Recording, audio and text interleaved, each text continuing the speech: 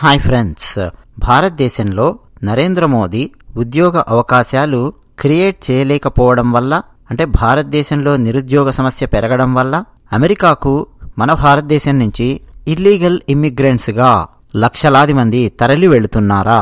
ఇది ప్రశ్న. కొంతమంది మన కామెంట్ సెక్షన్లో రాశారు. మరికొంతమంది నరేంద్ర మోదీ గారిని విమర్శిస్తూ మాట్లాడుతూ ఉన్నవాళ్ళు, ఎర్రచొక్కాగాళ్ళు, అర్బన్ నక్సల్స్, కాంగ్రెస్ పార్టీ భక్తులు, కొన్ని మతాలకు చెందిన వాళ్ళు, వీళ్ళందరితో పాటు మరికొంతమంది మన తెలుగు వాళ్లలో గత 5 సంవత్సరాలుగా నరేంద్ర మోదీ గారి మీద పైత్యము విషము ఎక్కించి పెట్టారు. కాబట్టి అందులో కొంతమంది లాజిక్ ఏంటో ఆలోచించకుండా నరేంద్ర మోదీ గారిని డైరెక్ట్గా తిట్టేస్తూ ఉన్నారు. మోదీ ఇక్కడే గనక ఉద్యోగ అవకాశాలు క్రియేట్ చేసుంటే అమెరికాకి ఎందుకు వెళ్తారు వీళ్ళు ఇల్లీగల్గా అని చెప్పి ప్రశ్న వేస్తూ ఉన్నారు. ఒకసారి జాగ్రత్తగా ఆలోచించండి. ఉద్యోగ అవకాశాల కోసం వేరే దేశాలకు ఎందుకు వెళుతున్నారు అన్నది వేరే ప్రశ్న. ఉద్యోగ అవకాశాల కోసం ఇల్లీగల్గా వేరే దేశాలకు వెళుతున్నారా, ఇది రెండో ప్రశ్న. రెండింటికి మధ్య చాలా తేడా ఉంది.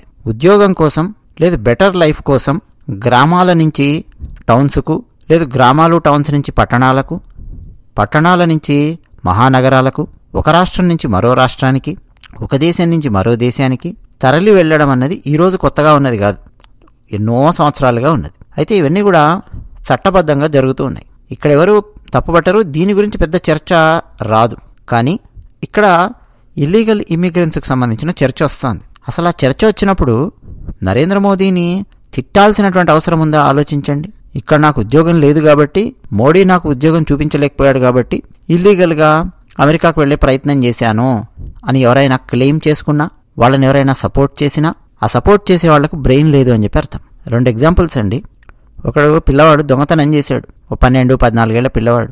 ఎందుకురా దొంగతనం చేసావంటే, ఇంట్లో తిండి లేదండి, బ్రెడ్ పాలు లేవండి, లేకపోతే మా అమ్మకు అనారోగ్యం ఉందండి, మందుల షాపులో మందులు కొంటూ ఉంటే మందుల షాప్ వాడు మందులు ఇవ్వకపోతే దొంగతనం చేసుకొని తీసుకొని వెళ్ళాను మందుల్ని అని చెప్పి మనం చిన్నప్పుడు అమితాబ్ బచ్చన్ చిన్నప్పటి సీన్స్ ఇట్లాంటివన్నీ చాలా సినిమాల్లో మనం చూసాం. తల్లి మందుల కోసం దొంగతనం చేయడం, ఫుడ్ కోసం దొంగతనం చేయడము, ఇవన్నీ మనం సినిమాలలో మనం చూడొచ్చు. హీరో చిన్నప్పటి రోల్స్ అవన్నీ లీగల్గా కరెక్టా కాదంటే లీగల్గా కరెక్ట్ కాదు. కానీ మారల్గా మనం దాన్ని అర్థం చేసుకోవచ్చు. అరే పాపం తినడానికి తిండి లేదు, తండ్రి తల్లిని వదిలేసి వెళ్ళిపోయాడు, వీడికి ఏం చేయాలో అర్థం కాలేదు, తల్లి మంచాన పడింది, దొంగతనం చేశాడు. ఒక మారల్ ఆస్పెక్ట్, ఒక హ్యూమన్ ఆస్పెక్ట్ అనేది వచ్చేస్తుంది, ఒక హ్యుమానిటీ ఆస్పెక్ట్ అనేది అక్కడ వచ్చేస్తుంది. మనం అయ్యో పాపం అని చెప్పి అంటాం, అర్థం చేసుకోవడానికి మానవులుగా ప్రయత్నం చేస్తాం. అవునా? ఇంకో ఎగ్జాంపుల్ ఇస్తాం. క్షణక్షణం సినిమాలో రామ్ గోపాల్ వర్మ చూపిస్తాడే, మొట్టమొదటి 15 నిమిషాలు బ్యాంకు దొంగతనం. లేదు జల్సా సినిమాలో ఇంగ్లీష్ సినిమాలను కాపీ కొట్టి త్రివిక్రమ్ శ్రీనివాస్ గారు యాజ్ ఇట్ ఈజ్గా సీన్స్ షార్ట్స్ దింపి జల్సా సినిమాలో బ్యాంకు దొంగతనం ఒకటి చూపిస్తారు.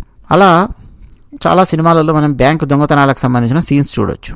బ్యాంకు దొంగతనం చేయాలి అని చెప్పంటే తుపాకులు, అలారం సిస్టమ్ పనిచేయకుండా చేయవలసినటువంటి ఎక్విప్మెంటు, షట్టర్స్ అవన్నీ తెరవడానికి కావాల్సినటువంటివి, కట్టర్స్ కానీ కటింగ్ ప్లేయర్స్ నుంచి మొదలుపెట్టి హ్యూమన్ రిసోర్సెస్, అలాగే బ్యాంకులో డబ్బులు దొంగతనం చేసిన తర్వాత తీసుకెళ్లడానికి వెహికల్స్, అవి కూడా సొంత వెహికల్స్ అయితే కష్టం, దొంగతనం చేసినటువంటి వెహికల్స్, మధ్యలో మళ్ళీ ఆ వెహికల్స్ని మార్చడానికి వేరే వెహికల్స్, మనుషులు, ఇప్పుడు ఉన్నటువంటి పరిస్థితుల్లో ఇంకా చాలా అడ్వాన్స్డ్ టెక్నాలజీ, మాస్కులు, ఆ సెక్యూరిటీని న్యూట్రలైజ్ చేయడానికి అంటే సెక్యూరిటీ గార్డ్స్ని న్యూట్రలైజ్ చేయడానికి కావాల్సినటువంటి ఎక్విప్మెంటు, ఇట్లా ఇన్ని తయారు చేసుకొని ఇంత తతంగము సిద్ధం చేసుకొని బ్యాంకుకి వెళ్ళి బ్యాంకు దొంగతనం చేసి ఒక గ్యాంగ్ బయటకు వచ్చింది అనుకోండి. పోలీసులు వాళ్ళని పట్టుకున్నారు. వాడు ఇప్పుడు ఏం సమాధానం చెప్పాడు పట్టుకున్న తర్వాత అంటే, సార్ నాకు తినడానికి తిండి లేదు సార్, నాకు ఉద్యోగం లేదు సార్, మా ఇంట్లో మా అమ్మకు మందులు లేవు సార్, నాకు ఉద్యోగం లేదు సార్, అందుకనే బ్యాంకులో దొంగతనం చేశాను సార్ అని చెప్పి ఆ గ్యాంగ్ సమాధానం ఇచ్చింది అనుకోండి. అప్పుడు వాళ్ళని సమర్థిస్తామండి? లీగల్ ఆస్పెక్ట్ అనే కాదు, మారల్ ఆస్పెక్ట్లో అయినా సరే మనం సమర్థిస్తామా? అయ్యో పాపం అని చెప్పి అంటామా? దొంగగాడిదలు అని చెప్పి అంటామా? ఆలోచించండి, రెండింటికి ఎంత తేడా ఉందన్నది. ఇప్పుడు పాయింట్కి రండి. భారతదేశం నుంచి ఇల్లీగల్ ఇమ్మిగ్రెంట్స్ తిండి లేకనో నిరుద్యోగంతోనో వెళుతూ ఉన్నారనుకోండి. అసలు వాడి దగ్గర ఇల్లీగల్గా అమెరికాకు వెళ్ళడానికి వాడి దగ్గర డబ్బులు ఎక్కడి నుంచి వచ్చాయండి? అసలు వాడు ఇల్లీగల్గా డైరెక్ట్గా వెళ్ళగలడా? అంత సీన్ ఉందా? అంత సీన్ లేదు. మరి ఎలా వెళ్తాడు? ఎవడో ఒక కన్సల్టెన్సీని ఇవన్నీ పట్టుకుంటాడు, ఏజెంట్స్ ఉంటారు, ఈ బ్రోకర్లు ఉంటారు. వాళ్ళు ఏం చేస్తారు? వీళ్ళను డంకీ మార్గాల ద్వారా ఇల్లీగల్ ఇమిగ్రెంట్స్ను తీసుకెళ్లి అమెరికాలో ప్రవేశపెట్టడానికి వేరే దేశాలలో ఉండే ఏజెంట్స్తో కలిసి పనిచేస్తూ మెక్సికో, ఎల్ సాల్వడార్, కొలంబియా ఇట్లా వేరే దేశాలలో ఉండే ఇల్లీగల్ ఇమ్మిగ్రెంట్స్ను పంపించే ఏజెన్సీలతో పనిచేస్తూ ఇంకా చాలా చాలా వెధవ పనులు చేస్తూ ఉంటారు. సో ఇప్పుడు వీళ్ళందరూ ఏం చేస్తారు, ఒక్కొక్కడు కన్సల్టెంట్స్కు లేదా ఏజెంట్స్కు 40 లక్షలు, 50 లక్షలు, 60 లక్షలు, కోటి రూపాయలు పే చేస్తూ ఉన్నారు. ఇప్పుడు ఫర్ ఎగ్జాంపుల్ మొన్న వచ్చినటువంటి ఒక ఫ్లైట్ ఫస్ట్ వచ్చింది 104 మంది, తర్వాత ఏదో 122 మంది, తర్వాత కూడా ఏదో 100కు పైగా అమృత్సర్లో వచ్చి దిగాయి ఫ్లైట్లు, ఇల్లీగల్ ఇమిగ్రెంట్స్లో ఉన్నటువంటి ఫ్లైట్లు అమెరికా నుంచి. ఇప్పుడు ఆ 300 మందికి పైగా ఉన్నారు కదా, వాళ్ళలో ఒక్కొక్కడిని పట్టుకొని అడగండి నువ్వు ఎంత ఇచ్చావు ఏజెంట్కి అని. ఒకటి 40 లక్షలు అంటాడు, ఒకటి 60 అంటాడు, ఒకటి కోటి అంటాడు. ఒక ఆమె పెద్ద ఆమె ₹1 కోటి ఇచ్చిందంట, ఒకడైతే 65 లక్షలు ఇచ్చాడు. ఎలా ఇచ్చారా మీరు పైసలు అని చెప్పి అడిగితే ఒక్కొక్కడు చెప్పే సమాధానం ఏంటంటే, పొలం ఉందండి, పొలం అమ్మాను, పొలం ఉందండి, పొలం తాకట్టు పెట్టాను, మా ఇంట్లో మా అమ్మదో మా నాన్నదో అన్ని పెన్షన్ గ్రాట్యుయిటీ అన్నీ వస్తాయి కదా, మొత్తం రిటైర్ అయ్యాక బెనిఫిట్స్, ఏదో చిన్న క్లర్క్గా చేశాడు, రిటైర్మెంట్ బెనిఫిట్స్ వచ్చాయి, ఆ బెనిఫిట్స్ పైగా మాకు ఒక ఇల్లు ఉంది దాన్ని తాకట్టు పెట్టాము, ఇవన్నీ చేస్తే ఇన్ని పైసలు వచ్చాయి, ఈ 50 లక్షలు తీసుకెళ్ళి ఏజెంట్కి ఇచ్చాం. ఇట్లా ఒక్కొక్కరు ఒక్కొక్క కహానీ చెప్తున్నారు. అబద్ధం చెప్తున్నారు అనట్లేదు, నిజం చెప్తున్నారు అందరూ. ఎందుకంటే నీకు సోర్స్ ఎక్కడి నుంచి వచ్చింది ఆ ఏజెంట్కి ఇవ్వడానికి పైసలు గాల్లో పుట్టవు కదా. 40 లక్షలు, 50 లక్షలు, 65 లక్షలు ఎలా పుడతాయి? పైసలు పుట్టించగలిగే సత్తా నీ దగ్గర ఉండాలి కదా, కనీసం అప్పు పుట్టించగలిగే సత్తా నీ దగ్గర ఉండాలి కదా. ఎవడైనా అప్పు ఊరికి ఎందుకు ఇస్తాడండి? ఇదిగో తీసుకో 40 లక్షలు అని చెప్పి ఇస్తారా? ఎవడు ఇవ్వడు. పొలమో, ఇల్లో, ల్యాండో, ప్లాట్సో ఏదో ఒకటి తాకట్టు పెట్టాలి కదా. లేదు నీ దగ్గర ఆల్రెడీ ఉన్న బంగారమో ఏదో నువ్వు తాకట్టు పెట్టాలి, లేదా అమ్మాలి కదా. చెప్పండి, అవునా కదా? ఇప్పుడు పాయింట్కి రండి మళ్ళీ. అరే నువ్వు అప్పు చేసో లేదు మీ ఇంట్లో నువ్వు తాకట్టు పెట్టో ఎన్ని చేసో 40 లక్షలు, 50 లక్షలు, 60 లక్షలు మనీ నువ్వు జనరేట్ చేయగలుగుతూ ఉన్నప్పుడు ఆ డబ్బు పెట్టి భారతదేశంలో లీగల్గా నువ్వు వ్యాపారం చేసుకు చావలేవా? నరేంద్ర మోడీ వద్దన్నాడా? నువ్వు అంత డబ్బు క్రియేట్ చేయగలిగిన వాడివి లీగల్గా నువ్వు వ్యాపారం చేసుకుంటానంటే నరేంద్ర మోదీ ప్రభుత్వం ఎగిరి గంతేస్తుంది. ఎందుకో తెలుసా? వీధి వ్యాపారుల కోసం నుంచి మొదలుపెట్టి నరేంద్ర మోదీ గారి ప్రభుత్వము ప్రత్యేకమైన పథకాలను తీసుకొని వచ్చింది. అసలు నీ దగ్గర సత్తా ఉంటే ప్రభుత్వమే నీకు డబ్బులు ఇస్తుంది వ్యాపారం చేసుకోవడానికి. అటువంటి అద్భుతమైన పథకాలు కేంద్ర ప్రభుత్వం తీసుకొచ్చింది. పదండి ఒకసారి హైదరాబాద్లో నాతో పాటు నడవండి, రండి. వీధి వ్యాపారులను నేను చాలామందిని చూపిస్తాను, ముద్రా లోన్స్ తీసుకున్నటువంటి వాళ్ళని ఎంతోమందిని నేను చూపిస్తాను. నువ్వు అన్ని లక్షల రూపాయలు జనరేట్ చేయగలిగి 40 లక్షలు, 50 లక్షలు భారతదేశంలో నువ్వు వ్యాపారం చేసుకోలేవా? నీ దగ్గర డబ్బు లేదా? నువ్వు పేదోడివా? నిరుద్యోగంతో చచ్చిపోతున్నావా? ఒరే టీ అమ్ముకొని లక్షలు సంపాదిస్తున్నటువంటి వాళ్ళు ఉన్నారా నాయన? గోల్డ్ గప్పాస్ అమ్మి లక్షలు సంపాదిస్తున్న వాళ్ళు ఉన్నారు. నీకు తెలివితేటలు ఉండాలి. కానీ కుంభమేళా జరుగుతోంది కదా, కొంతమంది యువకులు ఏం చేశారో తెలుసా?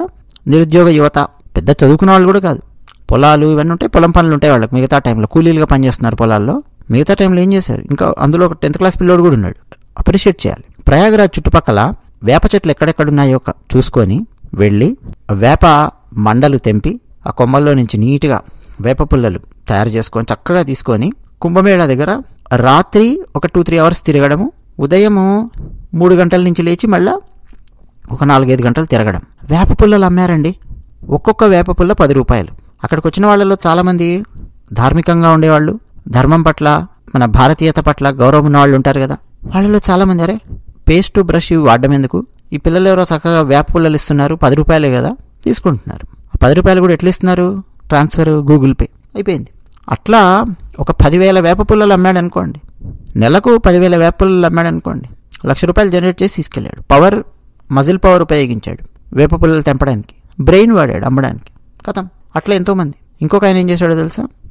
ఒక పెద్ద బ్యాటరీ ఒకటి కొనుక్కొని ఫుల్ ఛార్జింగ్ చేసి తీసుకొని వచ్చాడు. కుంభమేళాలో చాలామంది కోట్లల్లో వచ్చారు కదండి, వేలల్లో లక్షలలో కాదు కోట్లల్లో ఛార్జింగ్ అయిపోగొట్టుకొని సెల్ ఫోన్స్ అటు ఇటు తిరుగుతుంటారు కదా. వీళ్ళ దగ్గరికి వచ్చి ఛార్జింగ్ కావాలి అంటే 100 రూపాయలు తీసుకొని సెల్ ఫోన్ ఫుల్ ఛార్జింగ్ పెట్టి ఇవ్వడం మొదలెట్టారు.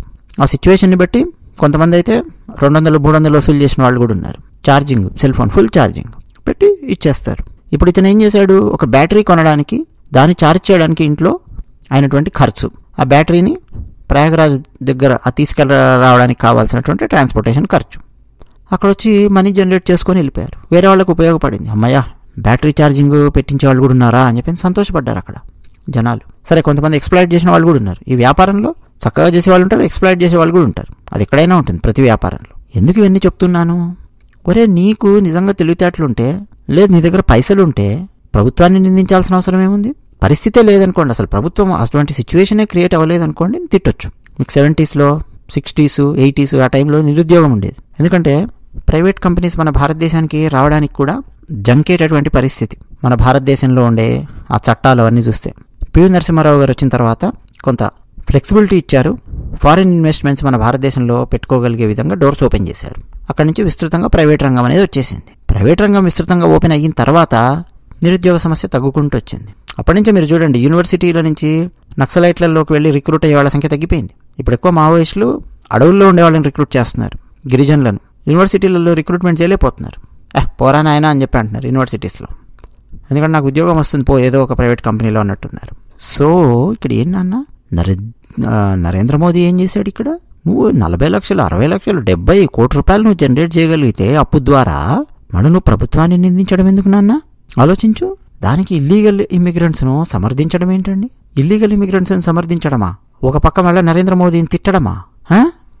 నరేంద్ర మోదీ కనుక ఉద్యోగాలు ఇవ్వగలిగితే వీళ్ళందరూ ఎందుకు ఇల్లీగల్గా వెళతారు అని చెప్పి అడ్డదిడ్డంగా క్వశ్చన్ వేస్తున్నారండి కొంతమంది. వాళ్ళు ఇల్లీగల్గా వెళ్ళడానికి రకరకాల కారణాలు వాళ్ళు చెప్పేది. అందులో మళ్ళీ ఏజెంట్లు, బ్రోకర్లు, అక్రమ మార్గాల్లో అమెరికాకు పంపిస్తాము అని చెప్పి వీళ్ళ మెదడులో ఒక దురాశ నాటడము. కొంతమంది ఏమో అక్కడ అమెరికాలో స్టూడెంట్ వీసా అయిపోయిన తర్వాత అక్కడే ఉండడము, విజిటింగ్ కోసం వెళ్ళి అక్కడే ఉండడము, టూరిస్ట్ లాగా వెళ్ళి, ఇవన్నీ కూడా ఇల్లీగల్గా వెళ్ళేటటువంటి పనులే.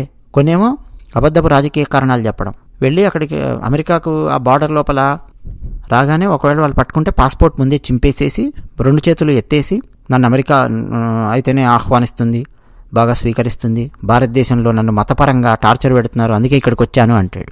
ఒకవేళ వచ్చిన వాళ్ళు ఎవడో ముస్లిమో క్రైస్తవుడో అనుకోండి, ముందే పాస్పోర్ట్ చింపేసేసి ఎక్కడో మెక్సికో అడవుల్లో ఎక్కడో పారేసి బార్డర్ దాటిన తర్వాత వాడిని పట్టుకుంటే, సార్ నేను క్రైస్తవుని, సార్ నేను ముస్లింని, నన్ను భారతదేశంలో ఇబ్బంది పెడుతున్నారు, నాకు అసైలం కావాలి అని చెప్పి ఇట్లా లోపల దూరే బ్యాచ్లు ఉంటాయి. అక్కడ ఒక్కడన్నా పట్టుబడిన వాళ్ళలో భారతదేశంలో అవకాశం లేదు అందుకే ఇక్కడికి వచ్చాను అని చెప్పి చెప్పాడేమో చూడండి, అమెరికా వాళ్ళకి ఇంకా ఎక్కువ శిక్ష పడుతుంది వాడికి.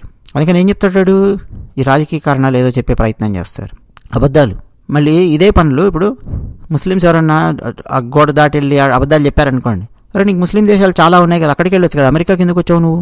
కొన్ని క్రైస్తవ దేశాల మధ్యలో చాలా ఉన్నాయి కదా, యూరోప్లో చాలా క్రైస్తవ దేశాలు ఉన్నాయి, నువ్వు ఇన్ని వేల మైళ్ళు రావాలా, 8,000 మైళ్ళు రావాలా, 4,000 మైళ్ళ దూరంలో నీకు యూరోప్ దేశాలు చాలా ఉన్నాయి కదా, అక్కడికి వెళ్ళొచ్చు కదా అని చెప్పి అమెరికా వాడు అడిగాడు అనుకోండి, మళ్ళీ వీడి దగ్గర సమాధానం ఉండదు. చేసేదే ఏదో పని, ఇల్లీగల్ ఇమిగ్రెంట్స్. మళ్ళీ వాళ్ళని సపోర్ట్ చేయడానికి నరేంద్ర మోదీని తిట్టడం ఏంటండి? నిరుద్యోగము, వీటి గురించి మనం మరో వీడియోలో మాట్లాడుకుందాం. ధన్యవాదాలు.